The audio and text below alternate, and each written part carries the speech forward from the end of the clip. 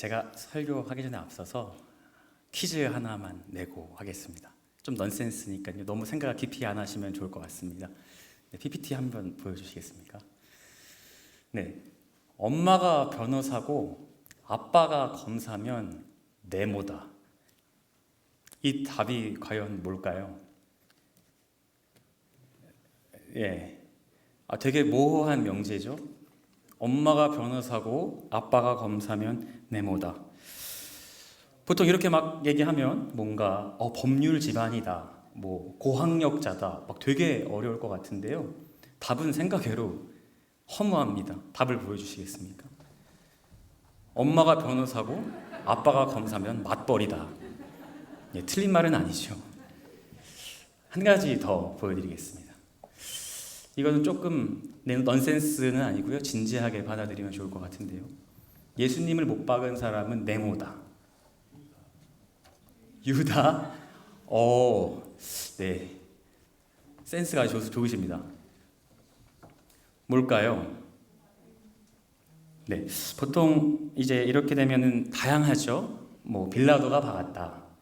로마 병정이 박았다. 바리새인들이 박았다. 이스라엘 사람들이 박았다.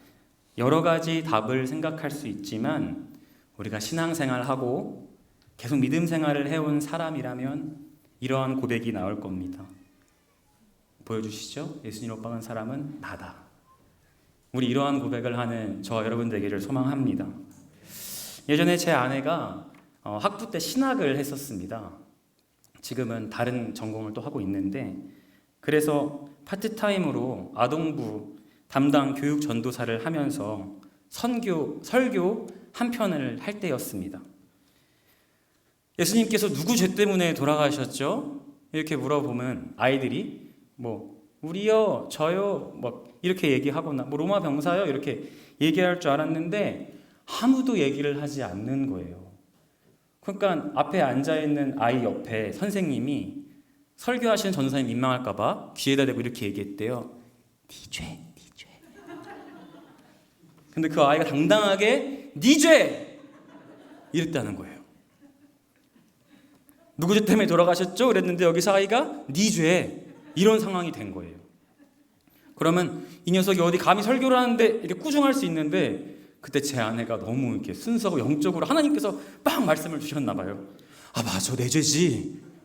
그 말에 동감을 하고 깊이 회개하고 하나님의 말씀으로 들려줬다는 거예요.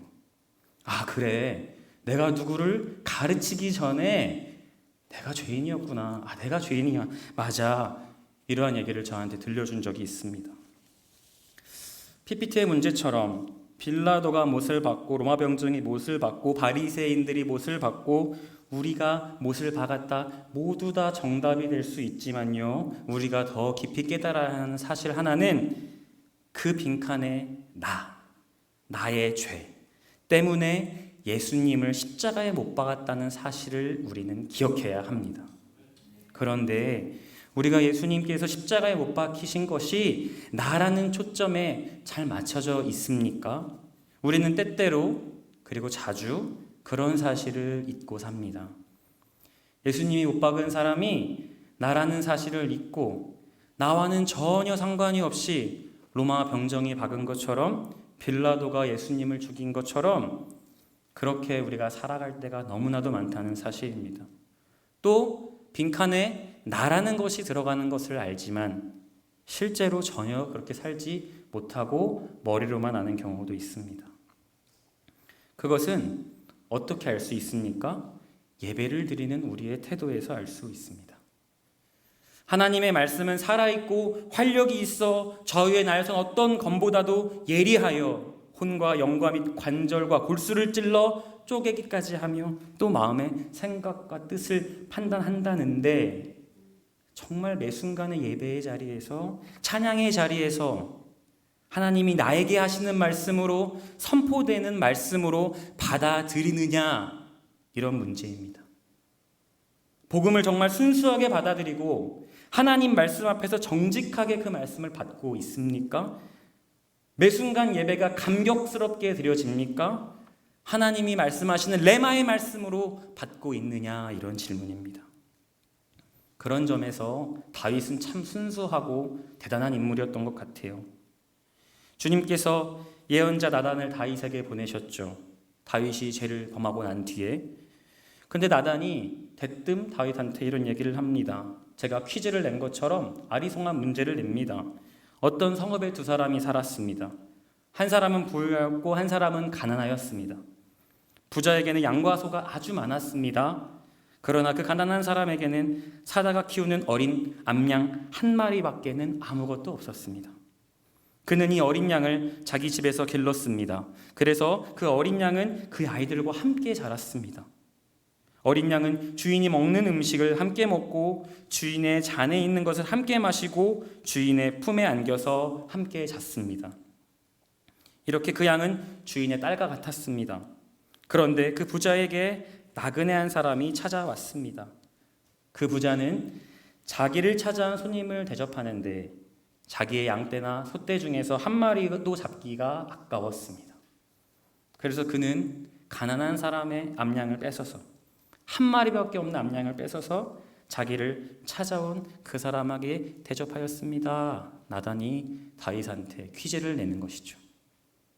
다윗이 그 얘기를 듣고 어떻게 얘기합니까? 몹시 분개하면서 나단에게 말합니다. 주님께서 확실히 살아계심을 두고서 맹세하지만 그런 일을 한 인간은 마땅히 죽어야 합니다. 또 그런 일을 하면서도 불쌍하게 여기는 마음이 전혀 없는 그는 그 어린 암양을 4배로 갚아주어야 합니다. 그때 나단이 정답을 말해주죠. 임금님이 바로 그 사람입니다. 다윗이 이 나단이 하는 비유를 들으면서 그 사람이 바로 나다, 이 사실을 전혀 모르고 그렇게 반응했을까요? 누가 봐도 그 얘기는 죄인인 나를 두고 하는 이야기였습니다. 빈칸에 나라는 글자가 들어가는 걸 뻔히 알았습니다. 그런데 다윗이 하나님 말씀 앞에서는 순수하고 있는 모습 그대로 정직하게 반응하는 것을 한번 보십시오. 우리는 그런 상황이 되면 회피할 것입니다. 빌라도입니다. 로마 병정입니다. 혹은 나이기는 해도 뭔가 떨떠름하게 머리로는 알지만 진짜 나라고 생각하고 싶지 않는 정답을 놓을 것입니다. 근데 다윗이 얼마나 순수했는지 그 다음 구절이 이렇습니다. 주님께서 확실히 살아계심을 두고서 맹세하지만 그런 일을 한 사람은 죽어야 마땅합니다. 4배로 갚아줘야 합니다. 자기 스스로가 명확한 죄인임을 나단 앞에서 하나님 앞에서 고백을 했습니다. 그렇게 다윗이 하나님 마음에 합한 사람이었고 하나님의 마음에 쏙 드는 사람일 수밖에 없다는 것이죠. 하나님의 말씀이 들려질 때, 선포될 때 그는 정직하고 순수하게 자신의 죄를 고백하고 회개하고 자복하는 마음으로 주님 앞에 나갔다는 사실입니다. 바라기는 다윗처럼 우리 명성제일교회 성도님들도 매 순간의 예배가 선포되는 말씀을 정말 순수하고 정직하게 받으시기를 축복합니다. 다시 본문으로 돌아와서 귀 있는 자는 들을지어다 예수님 선포하십니다. 이 말을 기억하면요, 귀는 헬라어로 복수 형태로 표현이 됩니다. 그러니까 양귀가 뚫려 있는 사람은 주의하여 들어라 이렇게 얘기하는 건데, 귀 있는 자는 들을지어다 이 얘기는 글자 그대로 귀가 달린 사람이면은 들어라 이런 뜻은 아닙니다. 문맥만 봐도 아시겠죠. 단순히 귀를 가지고 있는 것이 아니라 그 말씀을 들어서 그 계시의 말씀을 내가 받아들일 수 있느냐 없느냐, 그 계시를 수용할 수 있느냐 없느냐의 차원에서 귀 있는 자는 들을지어다 말씀하신 것입니다. 빈칸에 나라는 정답을 안다고 해서 해결되는 문제가 아니라는 것입니다. 오늘 16절에 아이들이 장터에 앉아서 피리를 불었다는 이야기, 이 이야기는 유대민족의 놀이 중에 결혼을 흉내내는 놀이에서 비롯된 것입니다. 우리 어린아이들이 집에서 우리 병원놀이 하자, 너 환자해 내가 의사할게, 애들은 꼭 의사를 하고 싶어 하더라고요. 엄마 아빠를 환자로 만들잖아요. 그리고 내가 아빠 할게, 너가 엄마해, 너가 애기해, 이런 놀이하는 것처럼 장터에 앉아서 피리를 불고 있는 그 모습은 결혼식의 모습을 재현한 것입니다. 그러니까 나는 신랑할게, 너가 신부해, 그리고 너는 피리를 불어, 이러면 피리를 누가 한 명이 막 부르면 그때 역할극 놀이를 하면서 신랑이 미친 듯이 춤을 추는 그런 놀이였다고 합니다. 또 17절 후반절에 보면 우리가 슬피 울어도 너희가 가슴을 치지 않았다는 이것은 이스라엘 장례 풍습을 또 흉내내면서 역할극을 했다는 이야기입니다. 예수님께서 왜 이런 비유를 하셨을까요? 예수님은 당시 회중에게 천국에 대한 이야기, 하나님의 말씀에 대한 이야기를 그들한테 해도 그들은 크게 반응하지 않았다는 것입니다. 그리고 문맥적으로 13절의 말씀을 볼 때 요한의 회개와 선포가 있었음에도 불구하고, 그리고 심지어 요한이 투옥됐을 때에도 이스라엘 사람들은 반응하지 않았습니다. 무관심하고 무감각한 사람들이 되어버렸다는 것입니다. 예수님이 고향에 가서도 아무런 이적도 베푸시지 못했던 일들도 같은 이유입니다. 저 목수의 아들이 뭐가 있겠어? 마음을 닫고 반응하지 않았습니다.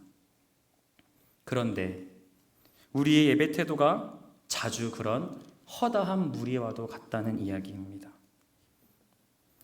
구원의 기쁜 소식이 강단에서 선포되고 하나님의 말씀이 우리한테 들려지고 우리의 가슴이 치는 정의와 진리에도 관심을 갖지 않는 세대가 되어버렸다는 겁니다. 마치 십자가에 못 박은 사람은 나야, 알지만 행동하지 못하고 어쩔 때는 나라는 대답도 하기 어려워서 십자가에 못 박은 사람은 빌라도야, 이렇게 아무리 춤을 추고 피리를 불어도 반응하지 않는 것이 이 세대의 모습, 어쩔 때 우리가 드리는 예배의 태도라는 것입니다. 말씀의 은혜를 받아 눈물을 흘려본 적도 너무 오래되었고, 기뻐 뛰며 찬양하며 하나님께 소리 지르며 환호했던 것이 언제쯤인지, 그리고 간절히 부르짖는 기도는 내가 언제 해봤는지, 정말 강단에서 주의를 선포되는 말씀이 레마의 말씀으로 나에게 다가오는지 저부터 돌아보고 회개하는 말씀으로 이 말씀을 주셨습니다. 11장 12절을 보시면 천국은 침노하는 자의 것이라고 말씀하고 있습니다. 바라기는 하나님 말씀에, 그리고 찬양 시간에, 기도 시간에 적극적으로 반응하는 저와 여러분 되기를 소망합니다. 아멘도 크게 하시고 찬양도 열심히 부르고 기도로 부르짖고 은혜 받기 위해 몸부림치는 우리가 되기를 소망합니다.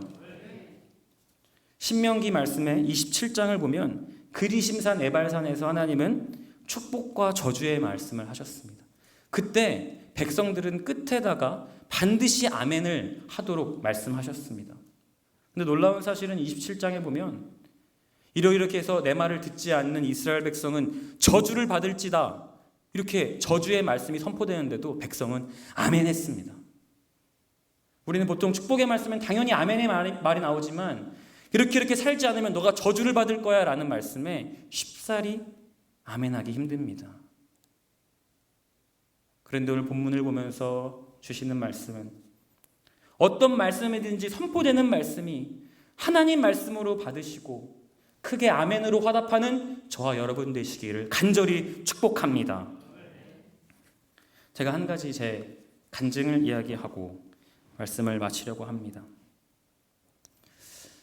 제가 다른 건 잘 몰라도 그냥 지극히 제 생각이니까 성도님들 중에 아니라고 생각하신 분들은 아니라고 생각하셔도 됩니다. 저는 찬양할 때 참 즐겁고 행복하고 좋습니다. 그리고 막 부끄러운지도 모르겠어요. 그냥 하게 되는 것 같아요.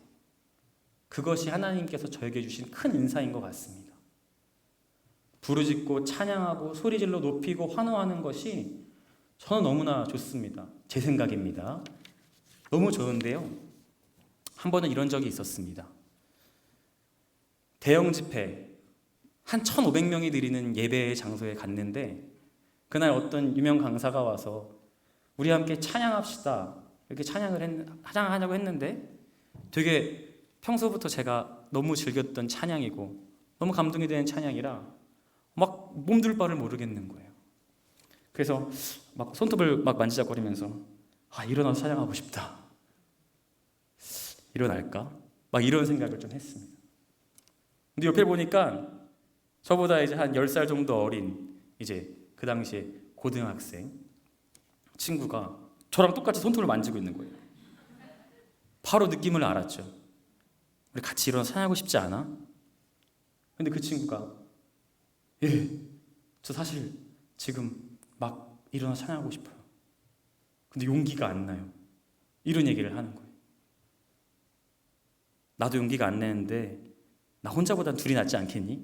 우리 진짜 마음껏 하나님을 찬양하면 어떻겠어? 그랬더니 저한테 대뜸 이러는 거예요. 저를 팔더라고요. 먼저 하시면 제가 할게요. 오기가 또 생기는 거예요. 그래? 너 내가 일어나면 일어난다고 했어? 이런 오기와 어떤 찬양하고 싶은 마음에 그 친구의 손을 잡고 제가 그 다 앉아있는 상황에서 벌떡 일어났습니다. 그리고 찬양을 올려드리는 순간 마음에 막 뜨거운 것이 올라오면서 기쁨의 찬양을 하는데 더 깜짝 놀란 사실은 잠깐 눈을 감았다 떴더니 마치 불이 번지듯이 저희로 시작한 뒷라인의 모든 사람들이 막 일어나고 앞에가 막 일어나더니 동시에 1500명이 다 같이 일어나서 주님께 화성을 지르고 찬양하는 그런 경험을 일생에서 딱 한 번 경험했습니다. 그때 얼마나 뿌듯하고 기쁘고 이 말로 표현할 수 없는 온몸에 소름이 돋으면서 주님을 얼마나 기쁘게 찬양했는지 이것이 저의 평생의 간증거리로 남아있습니다. 아이들이 피리를 불어도 춤도 추지 않고 가슴을 치며 슬피 울어도 같이 울지 않는 이 세대 가운데서 하나님 오늘 어떤 말씀을 주시느냐? 선포되는 하나님 말씀이 있을 때 우리는 크게 아멘하고 앞에서 찬양을 부르면 같이 따라 부르면서 하나님의 영광을 드높이고 기도하자고 할 때 같이 주여 부르짖고 기도할 때 이 세대를 거스르는 하나님의 귀한 사람들로 정말로 귀 있는 자들로 우리를 세워주신다는 사실입니다. 오늘 예수님의 말씀 귀 있는 자는 들을지어다. 듣고 믿음으로 반응하는 저와 명성제일교회 모든 성도님들 되시기를 간절히 축복합니다. 기도하겠습니다. 하나님 아버지 감사합니다. 우리 가운데 찬양할 수 있도록 우리의 입술과 몸을 허락하여 주셨고 기도할 수 있도록 우리에게 시간을 허락하시고 또 말씀을 들을 수 있는 귀를 주셨으니 하나님 아버지 귀 있는 자는 들을지어다 이 말씀에 따라 주님의 말씀에 마음껏 반응하고 기뻐하며 주님과 더욱 친밀해지는 우리 성도님들 되게 하여 주시옵소서. 감사드리옵고 예수님 이름으로 기도합니다. 아멘.